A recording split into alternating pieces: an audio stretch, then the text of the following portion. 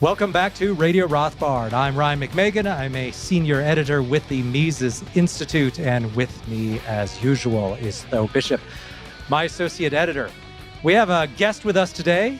It's Tate Fegley. He is the chair of business and economics at Montreat College in North Carolina. Tate is a regular writer at the Mises Institute at Mises.org, and he's been a summer fellow with us and has done quite a bit of work with the Mises Institute. One of his areas of expertise is the relationship between the private sector and police.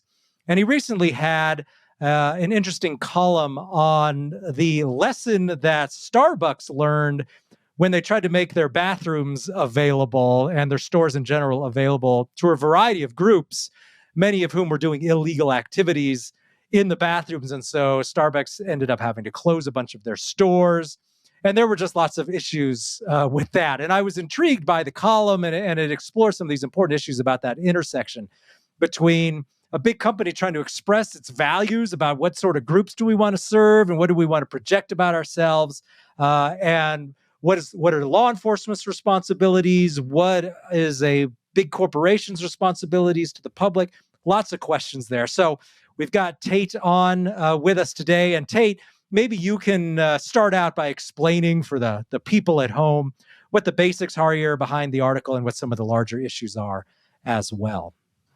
Yeah, sure. So what inspired this article was this observation that Starbucks had to close several locations in bigger cities, ones with bit larger homeless populations, that these became unprofitable for them, that employees felt unsafe, customers felt unsafe, and I mean, partially Starbucks blamed law enforcement, but this was an interesting contrast to a few years ago when there were these headlines about Starbucks, particularly a Philadelphia Starbucks, in which two black individuals had been ejected and arrested. They claimed that they were there waiting to make a business deal, a real estate transaction, but they didn't buy anything.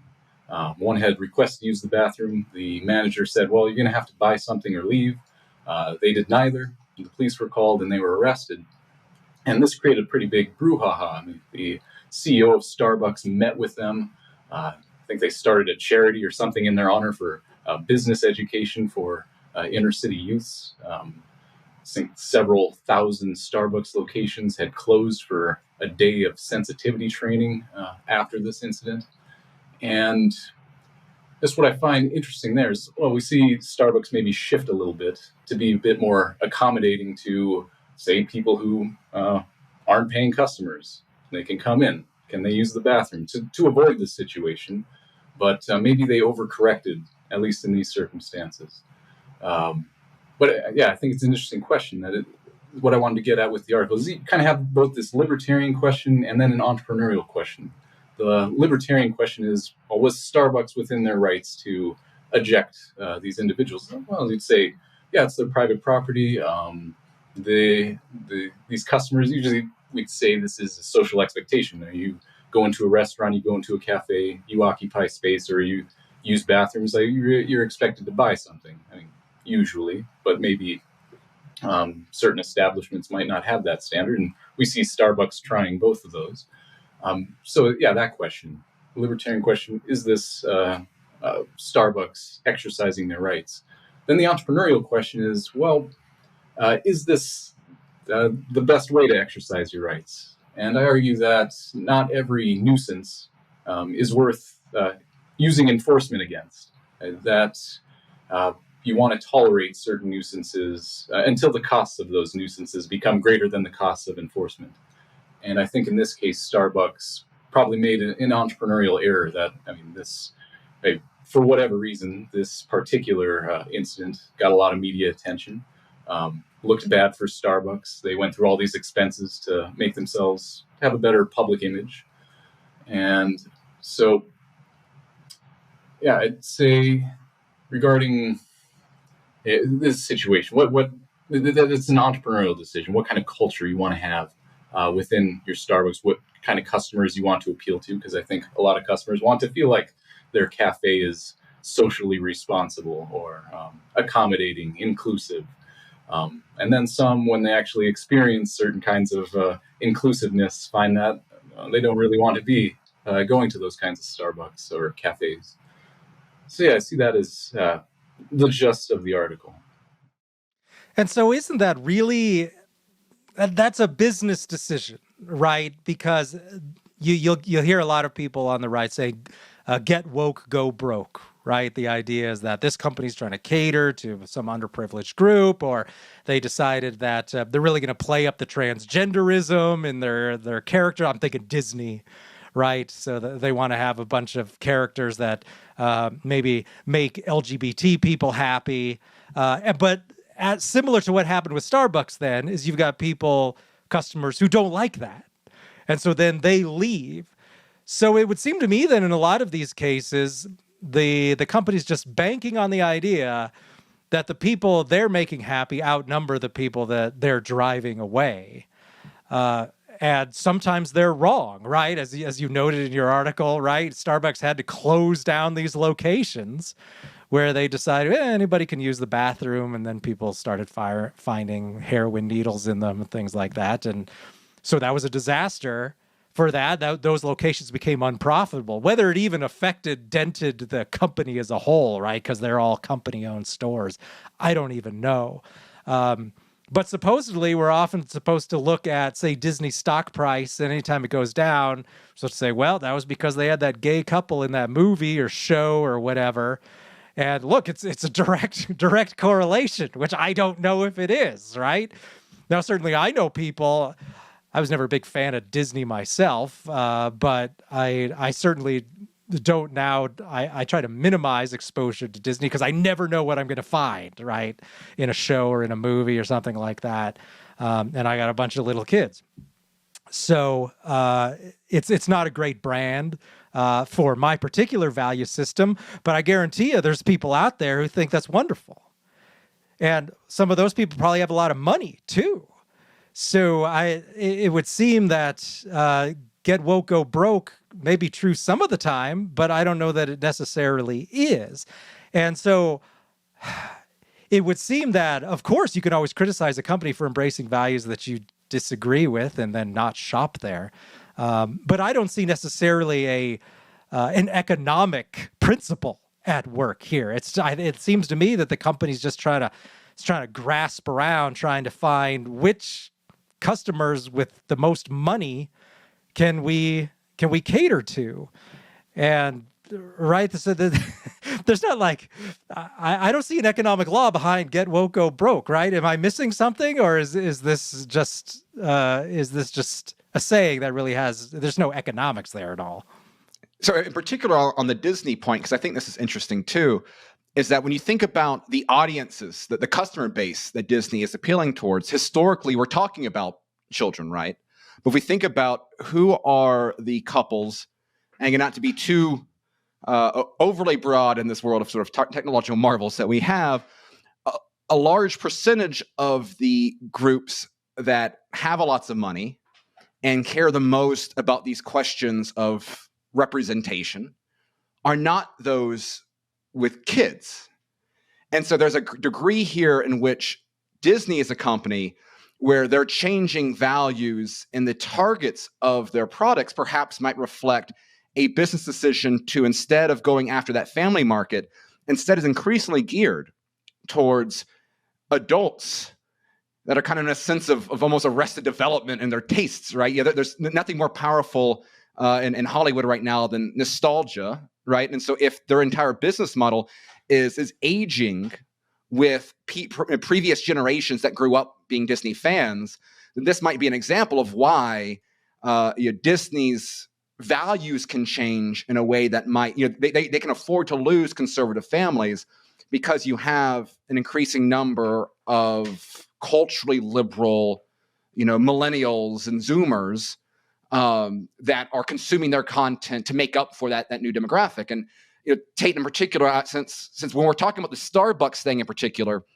and the values there's an aspect here, and I think this is something that conservatives, liberals, and libertarians can often kind of overlook, is that there's a specific market for security as a good within itself, right? And I know that with your PhD research, this is a topic that you focused on a great deal. And obviously that market for security aspect is something that has a lot of direct overlap with the relationship between businesses and the state. When we talk about, say, the inclusion aspect, that's kind of more of a value, social values aspect that is perhaps more amorphous, less obviously state-driven. So when you look at these things, from that perspective of someone who's interested in this market from security aspect, how do you view kind of the different cultural decisions these businesses are making?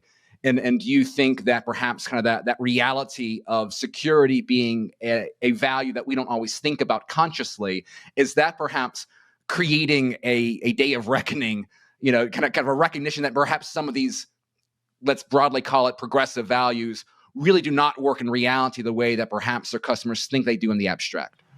Yeah, I think, especially going back to what the Starbucks CEO mentioned about Seattle, where he said, the state or the city, in terms of the police and prosecutors, they're not doing their job. So I can imagine being the case that because in a lot of cities, and maybe this has more to do with prosecutorial decisions, effectively engaging in criminal justice reform, that we're not going to prosecute certain crimes, theft under a certain amount. Perhaps Starbucks did try to avail themselves of the government police and failed to do so, and they failed to respond.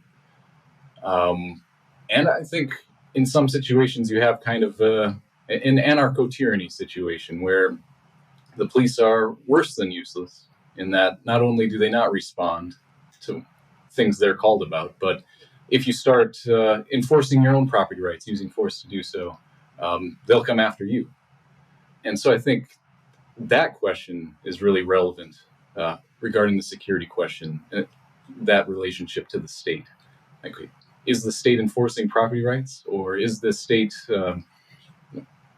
doing the opposite, enforcing against people enforcing property rights? So I see that as, the relationship with the state. As far as the cultural question, I do think there is, perhaps this is my speculation, is that there's an aspect of kind of, I'll call it a Martha's Vineyard aspect, where we can pay our lip service, have our yard signs about refugees and how we stand with them and how no human is illegal, until you have to brush shoulders with them. Then maybe you decide, I don't want to be at the Starbucks that has people using drugs in the bathroom, or a homeless person who hasn't showered in a long time being within smelling distance of me. So maybe there's that, I don't know what to call it, a champagne liberal aspect, where in the abstract, we want to be inclusive of certain people. We just don't want to be included with them when we go to Starbucks. And I think another issue, comparing, say, Starbucks to Disney, we have kind of a different business model, right? That there are many cafes one could go to, many places people can get their coffee.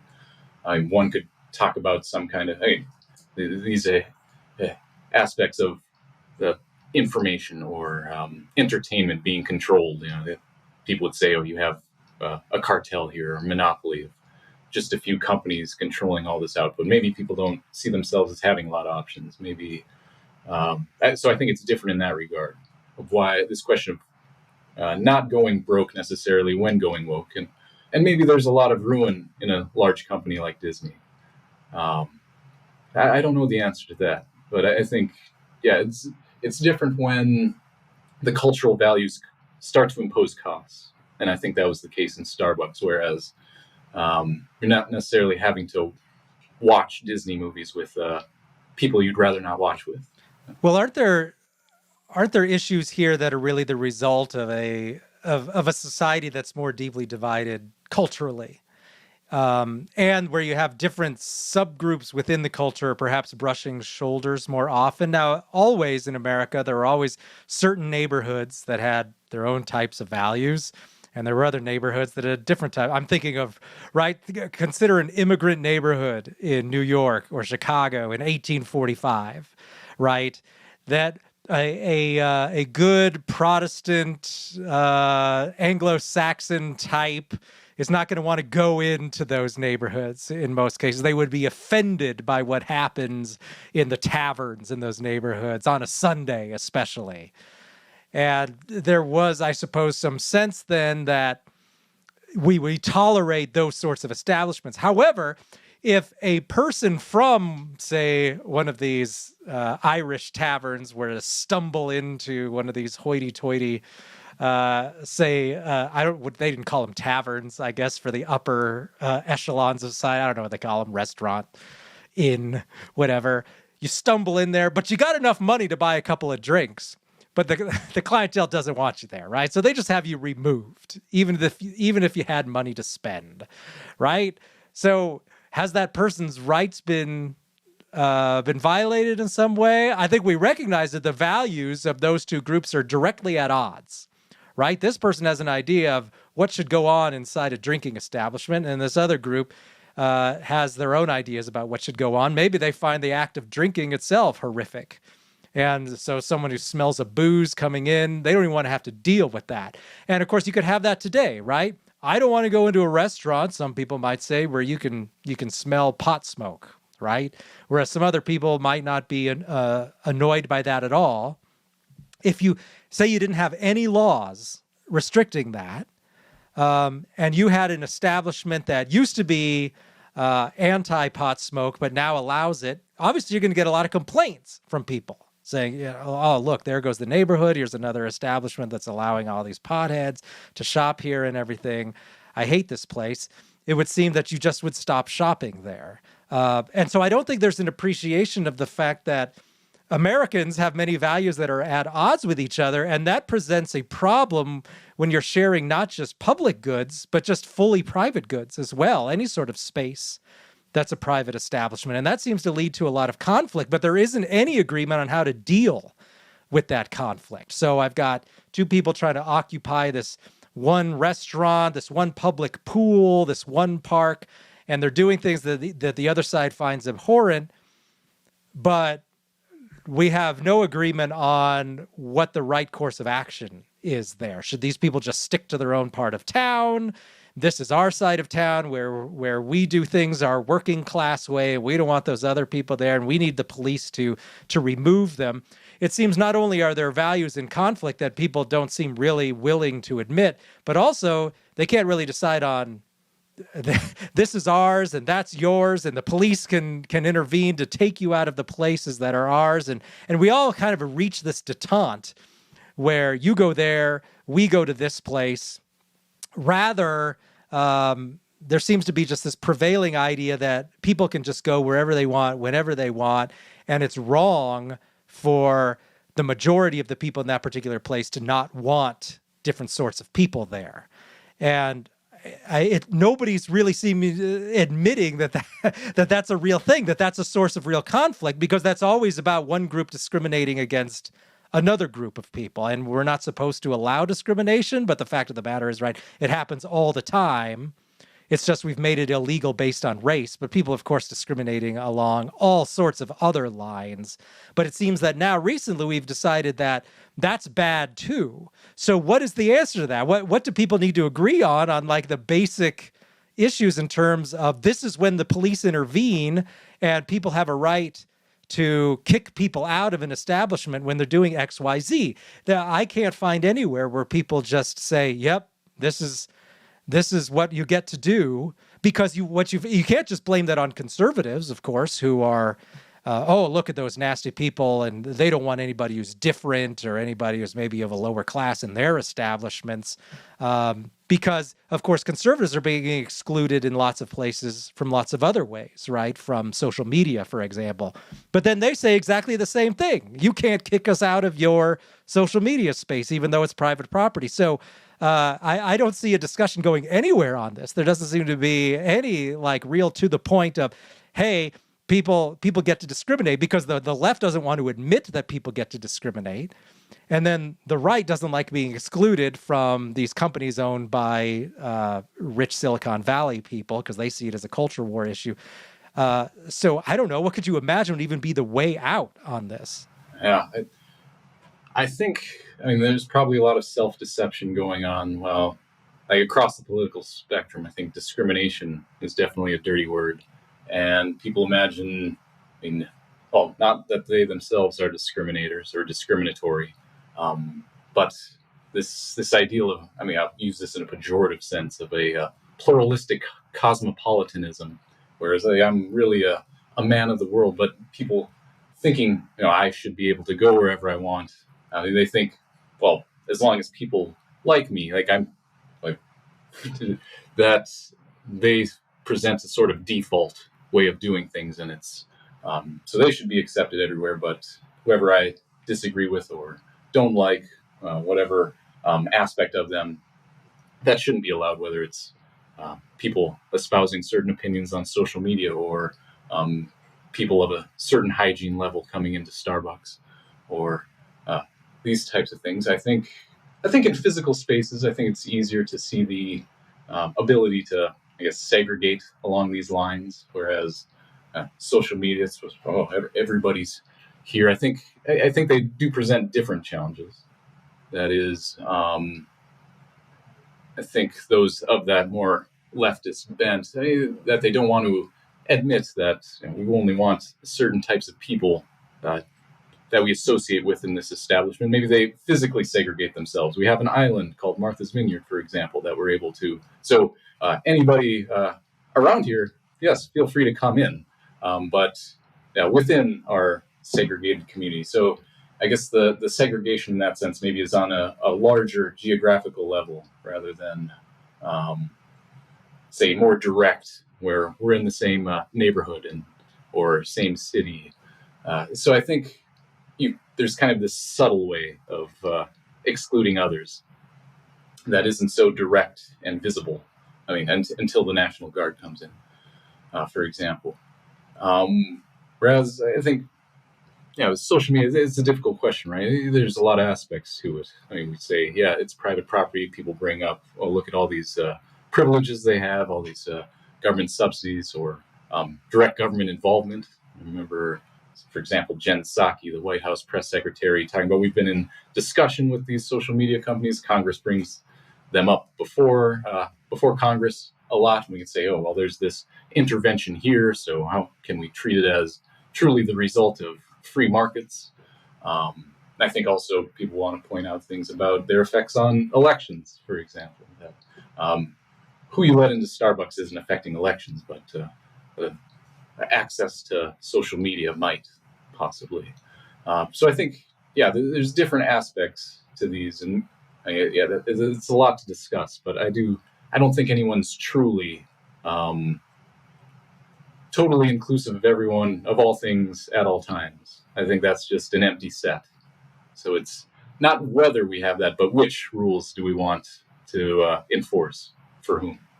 And of course, a big reason for this muddling that we have, this knot that we can't seem to untangle with sort of, we can call it hypocrisies, whatever you want to say it there, is precisely because the 20th century saw American society and really many other places within the West broadly, kind of that transformation, right, from a legal system grounded in property rights to one grounded in this kind of broad notion of civil rights.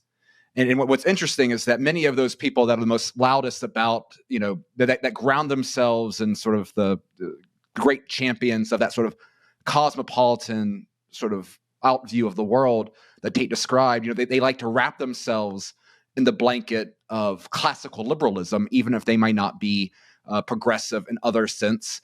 And so, try to distance themselves from a lot of, self-proclaimed liberals of today. But of course, if you look at and this is the sort of classical liberalism that, let's say the national conservatives would look at and say, this is detrimental. This is what protects the left, is what empowers the left at the expense of all sorts of people in their own right. But of course, if you look at the Misesian view of liberalism, right, he grounded it right back to property. Liberalism is property rights, and it is the detachment on, again, left, right, and a lot of the libertarian space, that detachment from that devout, that grounding it within that property right dynamic, right? If you defend various types of discrimination, right, you're going to have a lot of very serious libertarians calling you a racist or a Nazi or, all sorts of words. Where there was a Washington Examiner article today, talking about the illiberalism of people defending discrimination on property rights, right? That's that sort of silliness at play here. But when you do not have that dynamic, particularly when you have on the left and by extension, right, the ideology of the American regime, that the civil rights framework continues to grow. So it begins with a very clear, for lack of a better word, black and white kind of view on race, right? Okay, well, there is no discrimination on race. And then it's no discrimination, and then it's no discrimination on gender. Then it's no discrimination on sexual orientation. Now it's no discrimination on gender identity, and thereon and so forth. And so when you have an increasingly expanded number of protected classes, all of which tend to overlap with certain political tribes in practice, not necessarily in a deterministic framework, but just the way it turns out. On the right, you have this dynamic where if the argument goes back to simply, oh, it's your property, you can make your own rules, then you have this dynamic where if the regime changes the game, changes the law, again, Supreme Court law, I believe, last couple of years, right, expanded the sexual civil rights protections to transgender individuals, which is obviously something that would never have been thinkable at the time that law, complain about that law in its own right, whether that should have been passed back then. But obviously, transgenderism was never meant to be included in that law when it was passed, right? The Supreme Court, even the anti-Roe Wade, Trump McConnell Supreme Court expanded once again the civil right protection. And so if you have the regime continuing to protect certain types of people, and yet allow for discrimination based off of people of other characteristics that tend to be of another political tribe, then that is inevitably going to lead to conflict, right? The only way that you can protect your political tribe is going to be this conquest for power, which again is what's leading, I think, to this reaction on the right to the more national conservative argument. This is what leads to Ron DeSantis being very aggressive against vaccine mandates and sort of these private forms of enforcement from the regime from private corporations. This leads to Texas trying to protect Texans, and particularly Texas conservatives, from censorship from big tech companies. And so long as we have essentially gotten away from any sort of serious conversation of property rights, then we are fighting this amorphous blob and this insanity clown world civil rights regime, where civil rights are essentially what are the favorite people of those in power. Civil rights become a form of patronage rather than a form of equality before the law. And that is what leads to this dynamic where it's all becomes a power game rather than anything that is logical or rational or liberal from any sense of the word. Yeah, you encounter that, I think, a fair amount of time, even in groups that are looking out for religious liberty. In many cases, I've had this conversation with some religious liberty people where I made the point that, hey, look, if you just protect property rights, you don't need a special religious liberty right. But they've been so inculcated in the idea of special categories of these people you have to allow access to your service, and those people you have to treat in this particular way, as defined by government legislation, that they have trouble even imagining that you don't need religion to be its own special protected group. That, hey, why don't you just let, say, a Catholic school hire who it wants and employ who it wants and let go to school there who it wants? And just say, hey, private schools get to govern for themselves 100% who they hire and who goes to school there. And what if they don't want to have certain racial groups there, which seems pretty unlikely anyway. Show me the long list of whites-only Catholic schools that are going to spring up if you don't have this sort of legislation enforced. It's going to be a pretty short list. But of course, their rights would be fully protected just with private property. They don't need some special thing that protects the religion, but they just cling to that. They're going off about how this is the last bulwark that the court is going, and that's how they frame all their arguments. Not only because, of course, that's what appeals to the court, right? The court obviously is not going to be responsive to an argument of, hey, private property trumps all this other stuff, so respect our private property, let's hire who we want. They have to approach it legally in the case law in terms of, hey, we have this special religious liberty right. But they can take that away at any time. They can decide religious liberty is too much in conflict with LGBT. And so therefore, it's no longer acceptable. That's how people did things maybe 50 years ago. And religious liberty just isn't what we thought it was. And we need to curb those rights in order to make enough room for these other rights. And so we're back here again, just in the absence of respecting private property, just saying, well, this group is in conflict with that group. And the only arbiter we accept now is the state, because we can't accept a private company who wants to cater to this group instead of that group, because that's discrimination, that's segregation. And so we got to call in the state then to figure out, are these people allowed to shop in Starbucks or are they not? Are these people allowed to post on Facebook or are they not? We can't just, we seem unwilling to just live with the fact that some business owner somewhere could be arbitrarily making that decision instead of some Supreme Court judge somewhere arbitrarily making that decision. So they chose one unelected rich guy over another unelected rich guy to make the decision of where you get to shop. But that seems to be really, really the gist of it. But so obviously I agree with Mises, right? The only non-arbitrary way of doing this is contract, private society, private law. Because, of course, it's not solved even if you privatize the police, right? Say we had a business district where all the merchants there hire a common police force that patrols that street and all the businesses in it. Well, you're still going to be in the position of throwing certain people out who you don't want shopping there. And then who do you go to? You've got to then appeal to somebody to let you shop there, and maybe you might not be successful. So having failed then in that situation, you then immediately go to the federal courts and say, force these people to let me shop there. So it just seems like the sort of thing that just spreads ill will and is no less arbitrary than some other private owner deciding it. In fact, at least the private owner built up that business.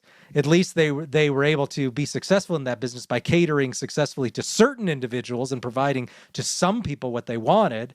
Whereas judges, they didn't do anything. They have no skin in the game. They didn't contribute anything to the building of that business. They have no relationship to the customers who they are trying to serve.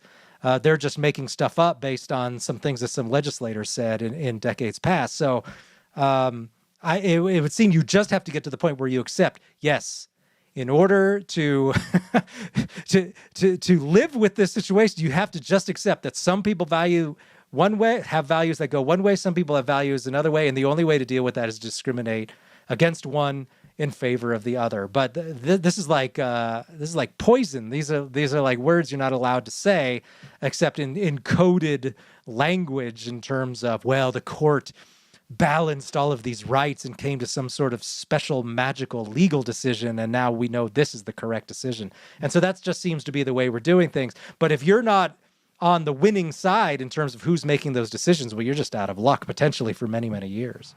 Yeah, I think it's a difficult, as far as strategy, like you talked about legally. I mean, we hear about, say, cake bakers being sued. The legal arguments they make aren't in terms of property rights. I don't know how far they'd get in terms of property rights. So, the First Amendment, this seems respected, right? So what do you do there? I think the only thing you do is, I know it's a big issue in Colorado. Maybe it's just moving to a jurisdiction that's more favorable to you, that isn't going to get you in trouble with some state civil rights commission. And I guess something I think about more often now is the extent to which you read Rothbard, you learn about libertarianism, what's presupposed as far as shared cultural values and people being able to live in close proximity to one another is the only solution. Like certain groups that have enough in common to segregate themselves generally, people moving between states. I think I mentioned the folks I'll call the pluralistic cosmopolitans, where they can imagine you have a big nation state. We have one set of rules that are general enough, these meta rules, and this allows for a certain kind of diversity. And I'm wondering if maybe that's kind of a false vision, that you can't have that large of an area with that kind of diversity living under the same system, even of same meta rules. That there has to be some kind of real diversity in terms of governing systems and different people sorting themselves out along those lines.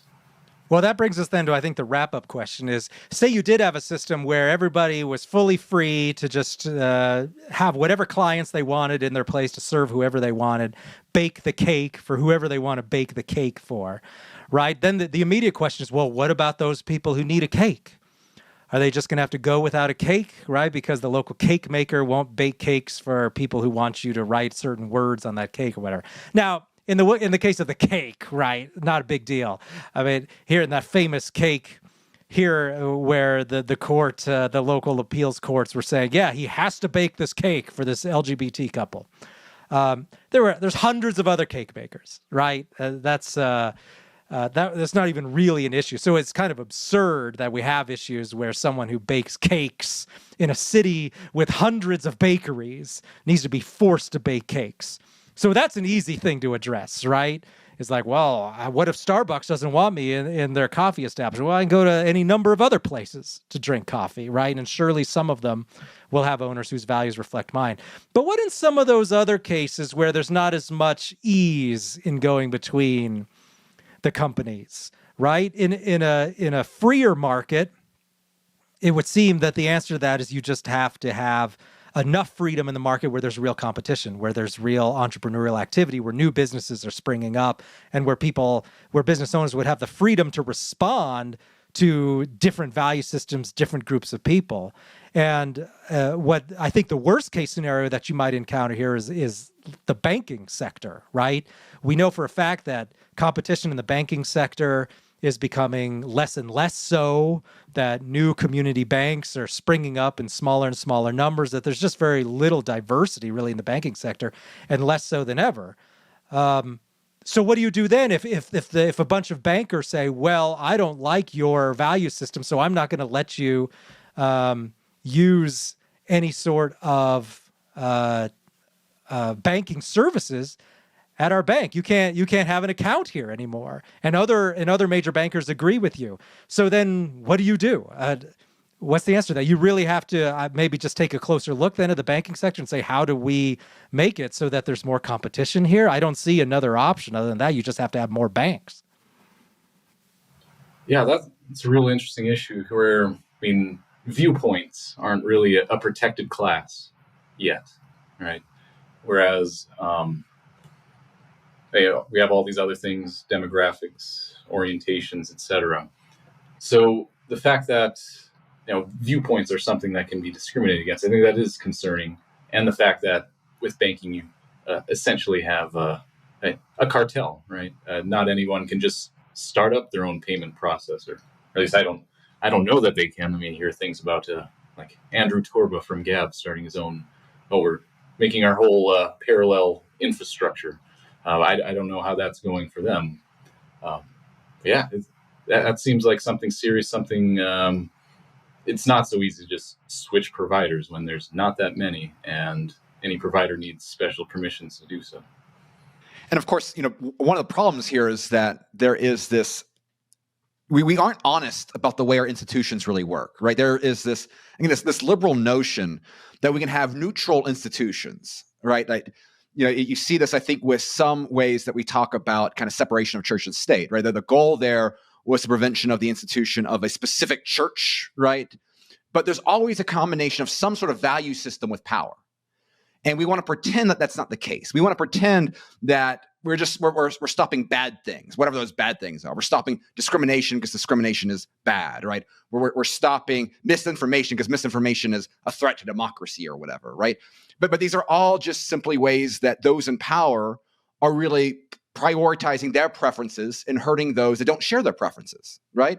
And so all these businesses, if they were really honest with themselves, they would rather be explicit. They'd rather ban Trump voters from their store if they're out there making certain cultural statements that are very aggressive in this era. And to Tate's point about sort of, if we're talking about a Rothbardian state, right, a lot of this stuff would be explicit, be within contracts, it might be smaller. But the entire idea, though, we can have this broad, liberal, cosmopolitan polity that would just simply protect the good things and punish the bad things. That's not just the way these institutions like. And so until we get honest about, what really power means, right? What regimes of any size and shape and form really mean, then we're going to continue playing this. We're going to make these sandcastles up and justify them to ourselves when the outcomes are what we like, and we're going to try to tear them down when they're not. And as so long as we kind of keep playing with these, facades and not getting to that real core of the issue, which again, property rights, sound money, right? You sort of basic necessities for civilization. We're going to keep kind of punching in the wind, and hopefully, that's the stuff that I think gets people tired about the insanity of modern politics in the U.S. and further beyond. Well, that's going to have to be it for this episode of Radio Rothbard. Thank you for listening very much, and we will be back next week with another episode, and we'll see you next time.